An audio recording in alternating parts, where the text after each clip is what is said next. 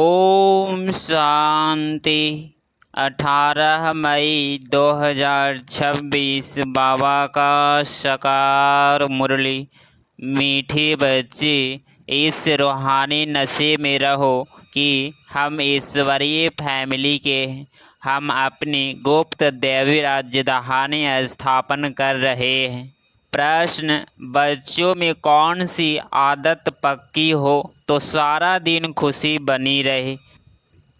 उत्तर: अगर सवेरे सवेरे उठकर विचार सागर मंथन करने की आदत हो तो सारा दिन अपार खुशी रहे। बाप की श्रीमत है, बच्चे अमृत बेले उठकर अपने बाप से मीठी मीठी बातें करो। विचार करो, हम अभी किस फैमिली के हैं, हमारा कर्तव्य क्या है। अगर बुद्धि में रहे कि हमारी यह ईश्वरीय फैमिली है, हम अपनी नई राजधानी स्थापन कर रहे हैं, तो सारा दिन खुशी बनी रहे। ओम शांति। बच्चे जानते हैं कि यह रूहानी परिवार है, वह सब है जिस्मानी परिवार। यह है रूहानी परिवार, रूहानी बाप का यह परिवार। जैसे लौकिक घर में माँ बाप बच्चे होते हैं, वह हुआ हद का परिवार। तुम अभी बेहद की फैमिली ठहरे। बच्चे गाते भी हैं, तुम माता पिता तो जैसे फैमिली हो गए, क्रिएटर की क्रिएशन ठहरे। यूँ तो बच्चे उनकी क्रिएशन है, परंतु जानते नहीं तुम बच्चे अभी जानते हो बरोबर बेहद बाप की यह फैमिली है, ईश्वरीय विश्वविद्यालय। इनके लिए गाया है विनाश काले विपरीत बुद्धि विजयंती। ऐसी फैमिली कभी गीता में नहीं गाई हुई है। तुम ईश्वरीय फैमिली गुप्त देवी राजधानी स्थापन कर रहे हो, किसको भी पता नहीं पड़ता। तुमको नशा है, जो बाप को याद करेंगे उसको नशा रहेगा। देह अभिमान में आने से वह नशा उतर जाएगा। यह ईश्वरीय फैमिली है। हमको घर जाना है, हम फिर देवी राजधानी में आएंगे। वहाँ है देवी फैमिली, वह आश्री फैमिली। यह है तुम्हारी ईश्वरीय फैमिली। रूहानी बाप दादा के बच्चे बहन भाई है। बस यह है रूहानी प्रवृत्ति मार्ग। सतयुग में ईश्वरीय फैमिली नहीं कहेंगे, वहाँ देवी फैमिली हो जाती है। यह ईश्वरीय फैमिली बड़ी ज़बरदस्त है। तुम जानते हो अभी हम ईश्वरीय फैमिली देवी राज्य स्थापन कर रहे हैं। ऐसे ऐसे अपने साथ बातें करते विचार सागर मंथन करना चाहिए। सवेरे उठकर याद में बैठो तो विचार सागर मंथन करने की आदत पड़ जाएगी, उमंग में आते जाएंगे। जब और सब मनुष्य नींद में सोए रहते हैं, तुम उस समय जानते हो तुम्हें सवेरे सवेरे उठकर ऐसे ऐसे ख्यालात करने चाहिए। फिर देखो तुमको कितनी खुशी रहती है। जो भी श्रीमत मिलती है उस पर चलना है, फिर तुमको खुशी बहुत होगी। ईश्वरीय फैमिली की याद आएगी, आसुरी फैमिली से दिल हट जाएगी। नया मकान जब बिल्कुल तैयार हो जाता है तो फिर पुराने से आसक्ति निकल जाती है। जब तक नया नहीं मना है तब तक कुछ न कुछ मत आदि करते रहते हैं, फिर दिल हट जाती है। यह पुरानी दुनिया भी ऐसी है। अब तुम जानते हो यह पुराना घर है, हम नए घर में जाएंगे, फिर नया चोला पहनेंगे। यह देह भी पुरानी है। अब तुम भविष्य 21 जन्मों के लिए राज्य भाग ले रहे हो। यहाँ राज्य नहीं करना है, यहाँ होती है स्थापना। यह बातें सिर्फ तुम ही जानते हो। है भी यह गीता राजयोग है ना। इसे कहा जाता है सहज राजयोग। अनेक बार तुम इस राजयोग अभ्यास द्वारा देवी राज्य स्थापन करते हो। वहाँ यह बातें याद नहीं रहेगी। अगर वहाँ यह बातें याद रहे तो फिर सुख ही न भासे, चिंता लग जाए। इस समय तुमको गुप्त नशा है। उच्च ते उच्च बाबा की यह फैमिली है। इसको कहा जाता है ईश्वरीय गुप्त फैमिली लाइफ, ईश्वरीय विश्वविद्यालय, ईश्वरीय यज्ञ भी कहते हैं। फैमिली है। हमको बहुत लवली बनना है। भविष्य में तुम बहुत लवली बनते हो। तुम हो रूप बसंत, आत्मा रूप भी है बसंत भी है। इतनी छोटी सी आत्मा अविनाशी पाठ बजाती है। इस समय तुम रूप बसंत बने हो। बाप ज्ञान का सागर है। ज्ञान जरूर देंगे तब जब इस शरीर में आएंगे। तुम जानते हो ज्ञान की वर्षा बरसाते हैं।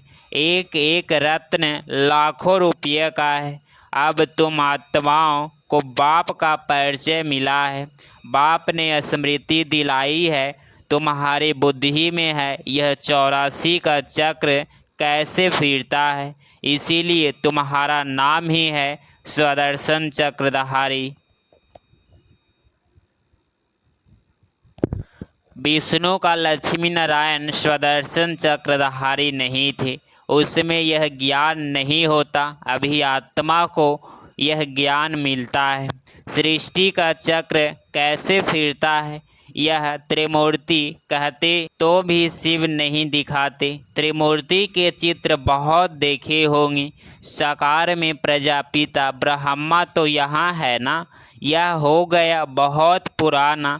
ग्रेट ग्रेट ग्रैंड फादर हुआ प्रजापिता ब्रह्मा का सिजरा। बाप सृष्टि रचते ब्रह्मा द्वारा तो ब्रह्मा बड़ा हुआ ना, दिखाते भी बुढ़ा है। यह 84 जन्मों का चक्र लगाया हुआ है। अभी तुम इन बातों को समझ गए हो। यह भी जानते हो कि बाप के तो सब बच्चे हैं।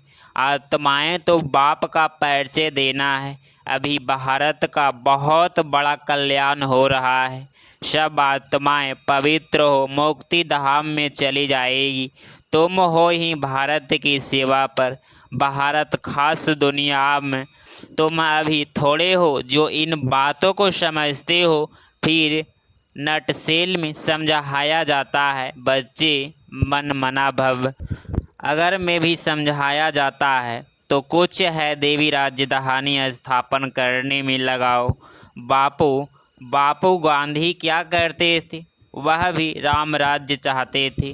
कैसे वंडरफुल खेल है ना। अभी तुम साक्षी हो। खेल खेलते हो। तुमको हंसी आती है। कहाँ की बातें कहाँ ले जाते हैं। बाप कहते हैं ड्रामा अनुसार दुनिया की गति बुरी हो गई है। फिर बाप आकर सतगति करते हैं। तुम बच्चों को नशा चढ़ा है। यह है सारे वर्ल्ड के निराकार बापूजी। यह ब्रह्मा भी किसका बच्चा है। शिव बाबा का। वह किसका बच्चा। यह माताएं कहती है शिव बाबा हमारा बच्चा। यह है शिव बाबा का खेलपाल। बाकी ध्यान दीदार में तो माया की बहुत प्रवेशता होती है। यह जो कहते हैं हमारे में शिव बाबा आते हैं। शिव बाबा यह बोलते हैं यह सब बहुत बहुत की प्रवेशता है। तुम बच्चों को खबरदार रहना है। यह बहुत की बीमारी ऐसी है जो दोनों जहां से उड़ा देती है। यह कभी भी ख्याल नहीं आना चाहिए कि हम साक्षात्कार करें। यह सब भक्ति की साक्षात्कार है। ज्ञान मार्ग को अच्छी रीति समझना है। माया अनेक प्रकार से धोखा देती है। साक्षात्कार आदि से कोई फायदा नहीं। बाप कहते हैं इन द्वारा सगाई कराते हैं। बाप का फरमान है तुमको कोई भी देहधारी को याद नहीं करना है। तुम अपने को आत्मा समझ बाप को याद करो। अपने कल्याण के लिए बाप को याद करना है। यह तो बहुत समझ की बात है। बाबा को कोई भी समाचार लिख सकते हैं। कई बच्चों को तो इतना भी अक्ल नहीं कि बेहद के बाप को चिट्ठी में अपना खुश खैराफत का समाचार लिखो। लौकिक बाप को चिट्ठी न लिखी तो आराम में ही फिट जाता। यह भी बेहद का बाप देखते हैं माँ से ढेर चिट्ठी नहीं आती है तो समझते हैं इनको शायद माया खा गई। जो ऐसे प्रलौकिक बाप को चिट्ठी नहीं लिखते हैं, इतना तो लिखना चाहिए, बाबा हम नारायणी नशे में स्वेद रहते हैं, आपकी दी हुई युक्ति में ही हम तत्पर हैं। तो बाबा समझेंगे खुश राजी है, चिट्ठी नहीं लिखेंगे तो समझेंगे बीमार हैं, याद में ही नहीं रहते। नहीं तो बाबा को समाचार देना है, बाबा हमने यह सर्विस की है, इसको समझाया कि बुद्धि में पूरा नहीं बैठा। बाबा हमने यह सर्विस की है, इसको समझाया, इसकी बुद्धि में पूरी नहीं बैठा। फिर यह भी समझाएंगे कि इस रीति समझाओ। भक्ति मार्ग में जो कुछ कहते हैं समझते कुछ भी नहीं, मुख्य बाप को ही नहीं जानते। बाप को जानने से भारत सतगति को पाता है, बाप को न जानने कारण भारत बिल्कुल दुर्गति को पा लेता है। अब बाप तुम बच्चों को समझाते हैं, हम तुमको सतगति में ले जाऊंगा, बाकी सबको मुक्ति में ले जाऊंगा। भारत जीवन मुक्ति में है तो बाकी सब मुक्ति में है।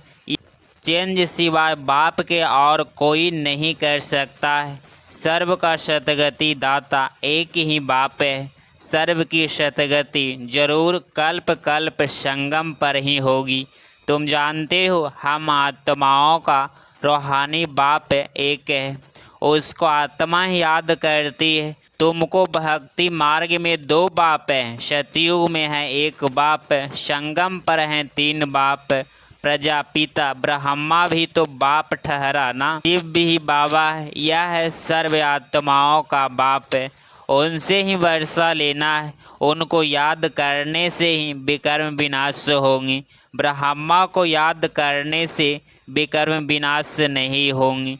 इसीलिए शिव बाबा को याद करना है, हम उनके बने हैं। यह है सच्चा रियल ज्ञान, रूहानी बाप का रूहानी बच्चों प्रति कि सब है देह अभिमानी पतित मनुष्य जो कर्तव्य करते हैं वह पतित ही करते हैं। दान पुण्य आदि भी जो भी करते हैं वह सब पतित ही बनाते हैं। रावण राज्य में यह होता ही है।